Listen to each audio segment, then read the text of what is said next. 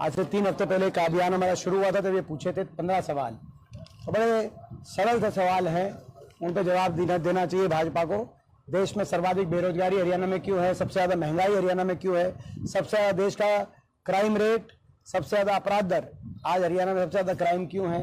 हरियाणा में हजारों करोड़ों के घोटाले पे एक के बाद एक घोटाले, दादन खनन घोटाला, यमुनानगर खनन घोटाला, शराब घोटाला, मेट्रो रूट बदलाव घोटाला, अमृत योजना घोटाला, सफाई घोटाला, फरीदाबाद निगम घोटाला, हजारों करोड़ के ये जो घोटाले आए सामने, ये सरकार इन पे चुप क्यों है? जो जन विरोधी पोर्टल आईडीओ के माध्यम से आज जनता के चक्कर कटाए जा रहे हैं, आज जनता को परेशान किया जा रहा है। ये गुजरात में जब पोर्टल और आईडी नहीं आई, तो हरियाणा में क्यों आई ये पोर्टल और आईडी की व्यवस्था? आज जिस व्यवस्था से कैची चली लोगों के अधिकारों पर, इसी तरीके से हरियाणा को कच्ची नौकरी की राजधानी क्यों बनाया? आज हरियाणा के नौजवान को सीटी में उलझा दिया, कच्ची नौकरियों में उलझा दिया। आज आपने देखा अग्निवीर योजना आ गई, ना फौज में पक्की भर्ती हुई, कौशल निगम आ गई, ना हरियाणा सरकार की नौकरी पक्की। तो ये सारे हमारे कई इस तरह से 15 सवाल हैं। इन 15 सवालों को लेकर हमने भाजपा से कहा कि आप हिसाब देना चाहिए आपको, प्रजातंत्र में यही तरीका होता है। लेकिन आपने देखा हमारे एक भी सवाल का, पिछले इन 3 हफ्तों में जब से हमारा अभियान चल रहा है, एक भी सवाल का जवाब भारतीय जनता पार्टी ने नहीं दिया। ये मैं समझता हूँ कि भाजपा की विफलता का प्रतीक है कि वो एक सवाल का जवाब नहीं। अभी 2 दिन पहले नायब सिंह जी ने, 3 दिन पहले फतेहाबाद में कहा, क्योंकि मेरा नाम लेकर तो मैं उसका उल्लेख करूंगा, उन्होंने दीपेंद्र जी सवाल पूछ रहे हैं, हिसाब मांग रहे हैं, हम ये हिसाब देते हैं और ये 10 काम गिनवाते हैं जो फतेहाबाद जिले में हुए। वो 10 काम में से 7 काम हुड्डा सरकार में हुए थे, कांग्रेस की सरकार में हुए थे। लोग 10 साल से क्रिकेट एसोसिएशन मांग रहे हैं। ये आज आपने ये प्रश्न किया मुझसे, अभी इससे जब चल रहे थे तो जो क्रिकेट एसोसिएशन के हरियाणा के हैं अनिरुद्ध चौधरी जी से मैंने बात करी है, और उन्होंने कहा बेशक आप ये बात कह दें कि एसोसिएशन बनाने की प्रक्रिया मेवात डिस्ट्रिक्ट की अलग पूरी हो चुकी है।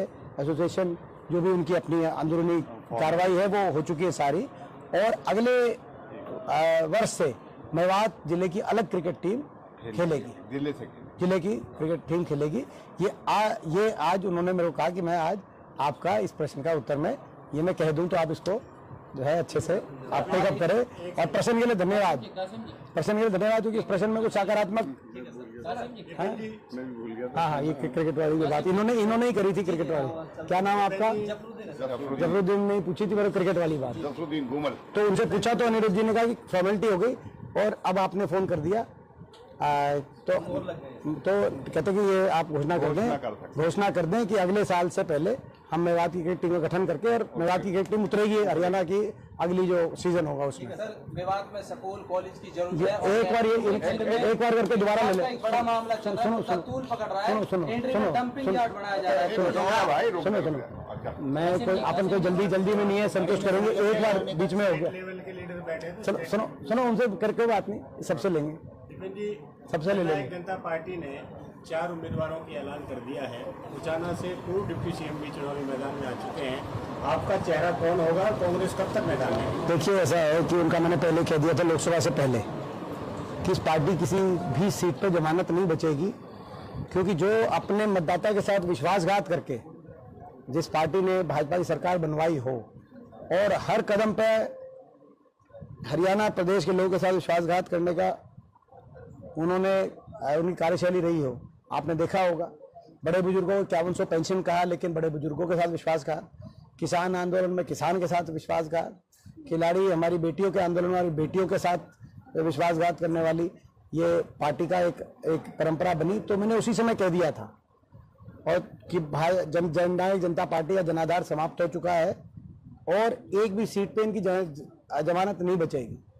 वही हुआ, और आज भी मैं बता रहा हूं आपको, हरियाणा में 2 ही मुकाबले हैं, तीसरा मुकाबला नहीं है हरियाणा में। पहला मुकाबला है कांग्रेस और भाजपा का, जिसमें कांग्रेस पार्टी प्रचंड बहुमत सरकार बनाने जा रही है, और दूसरा मुकाबला है नोटा का और जननायक जनता पार्टी और आईएनएलडी का। नहीं, इनकी नोटा से कम वोट आई है, तो दूसरा मुकाबला नोटा और इनका रहेगा, दिलचस्प मुकाबला रहेगा ये। तो ये एक जो है मैं समझता हूँ कि उसके ज़्यादा हरियाणा में मैं कुछ नहीं कहना चाहता इस पार्टी के बारे में। गोपाल कांडा और भारतीय जनता पार्टी का गठबंधन हो गया है, उससे उनके ही कुछ विधायक नाराज बताए जा रहे हैं। क्या आपके संपर्क में है और इसके बदले को आप कैसे देखते हैं? देखिए, कांग्रेस पार्टी के संपर्क में सभी हैं, तो बहुत इसमें तो कोई, क्योंकि हरियाणा छोटा प्रदेश है, बड़ा प्रदेश नहीं है हरियाणा। हरियाणा में एक दूसरे को हम अच्छी तरह जानते हैं, सबके संपर्क में रहते हैं जो है, तो ये तो एक स्वाभाविक बात है, इसमें तो कोई।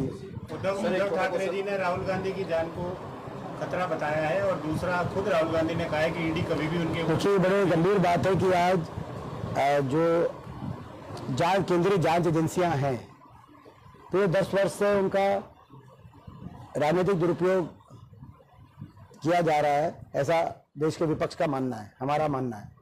क्योंकि आपने देखा लगातार केंद्रीय जांच एजेंसियों से विपक्ष की मजबूत आवाजों को निशाने पे लिया जाता है। जिन प्रदेशों में चुनाव है वहां पर विपक्ष को निशाने पे लिया जाता है। 2 मुख्यमंत्री अंदर हो गए थे, केजरीवाल जी तो अभी भी अंदर है, हेमंत सोरेन जी अंदर हो गए थे, जिनको बड़ी जो है मशक्कत से बेल पे बाहर आए हैं। आपने देखा होगा कि सारा विपक्ष, कोई भी ऐसा लीडर नहीं होगा विपक्ष का मजबूत जिसको जो है, जिसके पीछे केंद्रीय जांच एजेंसियां ना पड़ी, और एक भी कोई भाजपा का किसी लीडर के ऊपर कभी कोई मुकदमा होता नहीं। कोई बीजेपी ज्वाइन कर लेता है तो उसके मुकदमे ठंडे बस्ते में चले जाते हैं। तो स्पष्ट रूप से ये देश के सामने ये सब बात हो रही है, लोकतंत्र के लिए अच्छी बातें नहीं है। हरियाणा में भी हम देख रहे हैं 3 हमारे विधायकों पर, कांग्रेस पार्टी के विधायकों पर इस तरह की कार्रवाई की जा रही है, और तो ये अच्छी बात नहीं है और लोकतंत्र के लिए अच्छी बात नहीं है। मैं बताना चाहता हूँ कि विपक्ष की आवाज़ कभी दबाई नहीं जा सकती देश में, ये प्रजातंत्र का नियम है, और कांग्रेस पार्टी की आवाज़ तो कतई नहीं दबाई जा सकती। हमारा एक इतिहास रहा है, हम लोग के हितों के लिए लड़ते ही रहेंगे, और इस तरह की भाजपा की बी और सी टीम के रूप में केंद्रीय जांच एजेंसियां आएंगी तो लोग उसका भी जवाब वोट की चोट से देंगे। संगठन को लेकर क्या रणनीति है? हमारा मजबूत संगठन है, ये रणनीति, हमारा संगठन मजबूत है। हमने दिखा दिया लोकसभा चुनाव में भाजपा से ज्यादा मत प्रतिशत आया, भाजपा से ज्यादा विधानसभा सेगमेंट्स में हमारी लीड आई। तो यानी कि उनको तो कह रहे थे उनका संगठन हर पन्ने में है, लेकिन वो पन्नों तक रह गया, जमीन तक तो फिर हमारा ही संगठन मिला। आपने देखा, तो लोकसभा चुनाव के नतीजे दर्शा रहे हैं कि कांग्रेस का मजबूत संगठन है।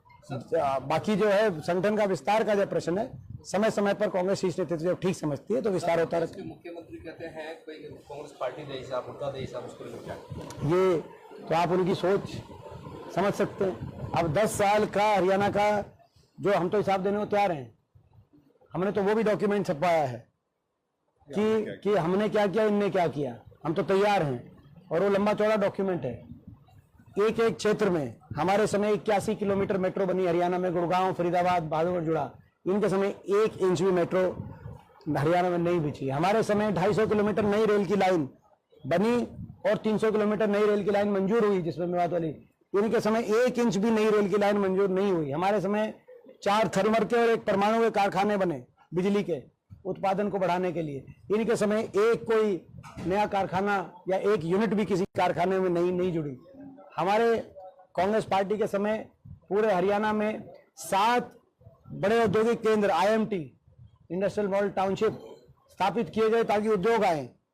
इनके समय एक भी नया औद्योगिक क्षेत्र पूरे हरियाणा के अंदर नहीं लगा। हमारे समय 4 लाख ऐसी समाज के परिवारों को, बैकवर्ड समाज, BCA समाज के परिवारों को 100 गज के प्लॉट मिले। इनके समय एक भी किसी परिवार को 1 गज का प्लॉट भी 10 साल में नहीं मिला। तो हमारा तो बिल्कुल हिसाब किताब रेडी है ये, मगर ये भी दें अपना। असली बात तो 10 साल से ये सरकार, आज ये बताएं देश में नंबर 1 हरियाणा आज बेरोजगारी में नंबर 1 क्यों हो गया, ये तो इन्हीं से पूछा जाएगा, ये बताएं। सर यानी कि कांग्रेस पार्टी चुनाव को लेकर बात करें तो लास्ट में 1.5 महीना बचा है। 1.5 महीने लेकर सर क्या आपकी बात तो फेरबदल होगा? देखिए, हमारी कांग्रेस पार्टी का एक ही क्राइटेरिया है चुनाव में कि कांग्रेस पार्टी के प्रति समर्पित लोगों को उतारा जाएगा, और जो मजबूत प्रत्याशी हैं, जो जिताऊ प्रत्याशी हैं, उनको विनिंग कैंडिडेट्स और कांग्रेस के प्रति डेडिकेटेड कैंडिडेट्स, ये क्राइटेरिया रहता है कांग्रेस पार्टी का।